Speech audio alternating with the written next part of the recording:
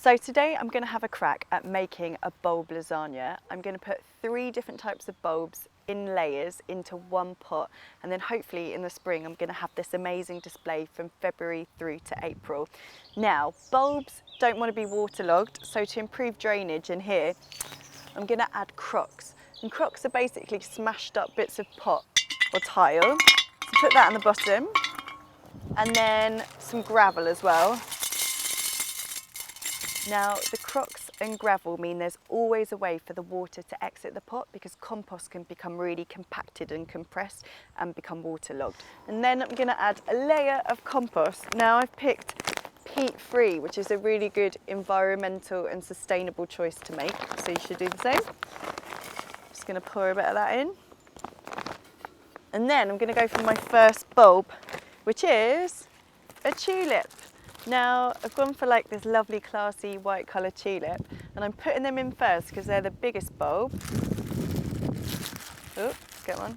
And they're also the latest flowering, so they go in first. Now, a bit of a general rule with bulbs, you want to make sure they're at least their height and then 2 times more that deep into the pot. So these are fine.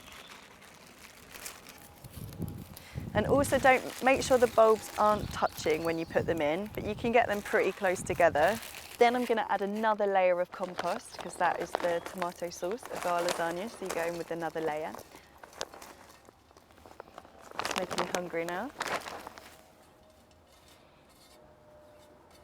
And then the next bulb that I'm going to put in is daffodils. Classic, everybody likes them. But I like the peachy centres of these ones, and I think it will also add a nice bit of fragrance. The little bits of root, that's the bottom end, so make sure they go in that way down. But actually bulbs are really clever and they can flip themselves around, so don't dig it all up if you've done it wrong.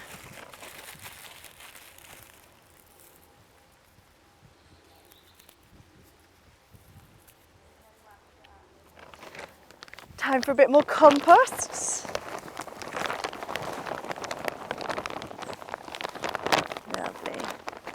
Just make sure all the bulbs are covered and not peeking out.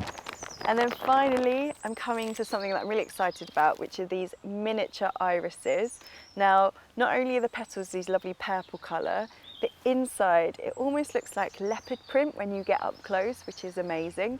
So I'm going to put lots of those in because they're really small and we can fit quite a few of those in there. So when you're making lasagna, you should think about colours, I guess, different flower forms. So you can use grape, hyacinths, loads of different bulbs available at the moment, and they're all in garden centres, online, even in supermarkets right now. And finally, for another bit of compost.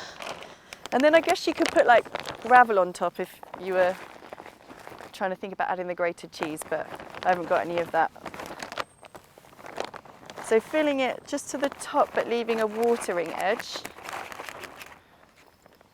There we go. Now, you don't need to add any feed to these because the bulbs are a storage unit themselves. You want to make sure that the compost doesn't completely dry out, so keep giving it a bit of water. And another thing to look out for is squirrels. They're really annoying and they love coming into your garden and digging up your bulbs, so you may need to net them. And think about your pot as well. Now, I'm in quite a protected area, but if you're not, terracotta can crack in frost, so you might want to insulate that with bubble wrap, or think about getting a different type of pot that's frost protected. And that's it, that's the bulb lasagna done.